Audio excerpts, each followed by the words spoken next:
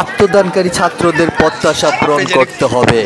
প্রথমেই generation Z নামে পরিচিত আন্দোলনকারী ছাত্রদের অভিনন্দন জানাই। আমরা অনেকেই ভাবতে শুরু করেছিলাম আমাদের জীবন দশায় দেশ দুঃশাসন মুক্ত হবে না। তারা দেশকে 16 বছরের দীর্ঘ স্বৈরাচার, অপশাসন ও নির্যাতন থেকে রাহুমুক্ত করেছে। এই দীর্ঘ সময়ে নানান আন্দোলন সংগ্রাম হলেও তা হালে পানি পায়নি। কিন্তু ছাত্ররা কেন সফল হলো, এটি একটি গুরুত্বপূর্ণ প্রশ্ন। আমার মতে ছাত্রদের আন্দোলন সাফল্যের প্রধান কারণ তিনটি। এক, অন্য আন্দোলন সংগ্রামগুলোর লক্ষ্য ছিল একটি স্থিতাবস্থান পরিবর্তন, আরেকটি বিকল্প স্থিতাবস্থা প্রতিষ্ঠা করা, যাতে সব কিছু আগের মতো থাকবে, কেবল নাটকের কৌশলী বল পরিবর্তন হবে। নতুন রাজা রানী, যুবরাজ পাইক পেয়াদা দই মাখন খাবে, শোষণ, নির্যাতন, লুণ্ঠন, ঘুষ, দুর্নীতি ও অপশাসন যথারীতি অব্যাহত থাকবে। এর বিপরীতে ছাত্রদের আন্দোলনের লক্ষ্য ছিল কুশলচ্ছে বদলে ফেলা, শোষণ নির্যাতন মুক্ত গণতান্ত্রিক ও সমৃদ্ধ বাংলাদেশ গড়ে তোলা। দ্বিতীয় কারণটি ব্যাখ্যা করতে, তারা এমন একটি সমাজ ও জাতি চায় যেখানে সবার জন্য সমান সুযোগ থাকবে। কোটা সংস্কার আন্দোলনের লক্ষ্য ছিল তাই। যেহেতু সরকারি চাকরির সংখ্যা সীমিত, তাই তাদের দাবি ছিল প্রধানত মেধার ভিত্তিতে নিয়োগ প্রদান করতে হবে। এই প্রজন্ম একটি শোষণ মুক্ত গণতান্ত্রিক জবাবদিহিতামূলক সরকার প্রতিষ্ঠার স্বপ্নে বিভোর, যেখানে জনগণের প্রতিবাদে ও ন্যায় বিচারের পাওয়ার অধিকার থাকবে।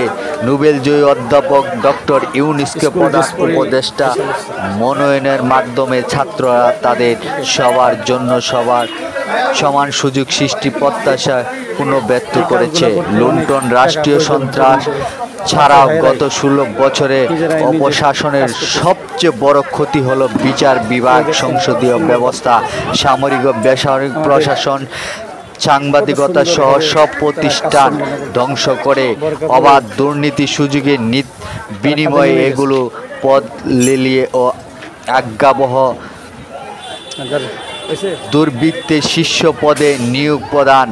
আগামী সরকারের তাই একটি বড় কাজ হবে এসব জঞ্জাল অপসারণ ও নিরপেক্ষ প্রতিষ্ঠান নির্মাণ। মেয়াদ সাধারণ তত্ত্বাবধায়ক উপদেষ্টা পরিষদের দায়িত্ব হলো নির্বাচন করা, কিন্তু ওপরের সংস্কারগুলো না করে কেবল নির্বাচন করলে তা অর্থবহ হবে না বা জনপ্রত্যাশা পূরণ করবে না। তাই প্রয়োজনীয় সংস্কার করে নির্বাচন প্রতিষ্ঠার জন্য প্রস্তাবিত উপদেশ পরিষদকে অন্তত 2 বছর সময় দিতে হবে। তবে কোনো অবস্থাতেই উপদেষ্টা পরিষদ মেয়াদ সংবিধান উল্লেখিত 4 বছরের বেশি হবে না। অন্যথায় উপদেষ্টা পরিষদে ঘিরে কায়েমি স্বার্থ গড়ে উঠবে, রাজনৈতিক দলগুলোর মধ্যে হতাশা সৃষ্টি ও আমাদের গণতান্ত্রিক সমাজ নির্মাণের স্বপ্ন ব্যাহত হবে। ব্যয় সাশ্রয় ও কাজের পরিধি বিবেচনা প্রধান উপদেষ্টা সহ উপদেষ্টা পরিষদের সদস্য সংখ্যা 20 জনে সীমিত হবে। প্রস্তাবিত উপদেষ্টা পরিষদে আমরা সততা, মেধা, দক্ষতা, অভিজ্ঞতার সমন্বয় দেখতে চাই। নারী, তরুণ ও অনগ্র জনগোষ্ঠী প্রতিনিধিত্ব চাই। আমরা অন্যের জবাবদিহি চাই, কিন্তু নিজেরা জবাবদিহি করতে চাই না। তাই আমাদের প্রত্যাশা থাকবে উপদেষ্টা হিসেবে শপথ গ্রহণের 7 দিনের মধ্যেই তারা নিজে ও পরিবারের সম্পদ বিবরণী কর প্রদানের নথি সরকারের কাছে দাখিল করে জবাবদিহিতার সূত্রপাত করবে। বলা বাহুল্য, উপদেষ্টা পরিষদ সদ ও স্বজনপ্রীতি মুক্ত না হলে দুর্নীতি কারাগ্রাস থেকে জাতিকে বাঁচানো যাবে না। অতীত সরকারের দুর্নীতি ছাড়াও ক্ষমতাসীনদের দুর্নীতি মুক্ত রাখার জন্য তাদের সার্বক্ষণিক নজরদারির মধ্যে রাখতে হবে। প্রয়োজনীয় দক্ষ বিদ্যমান সংকট মোকাবেলা, সংস্কার ও ভবিষ্যতের পথ সুগম করতে হলে ন্যূনতম যেসব ক্ষেত্রে বিশেষজ্ঞ দক্ষতা প্রয়োজন হবে তা হলো: 1. সংবিধান ও বিচার বিভাগীয় সংস্কার, 2.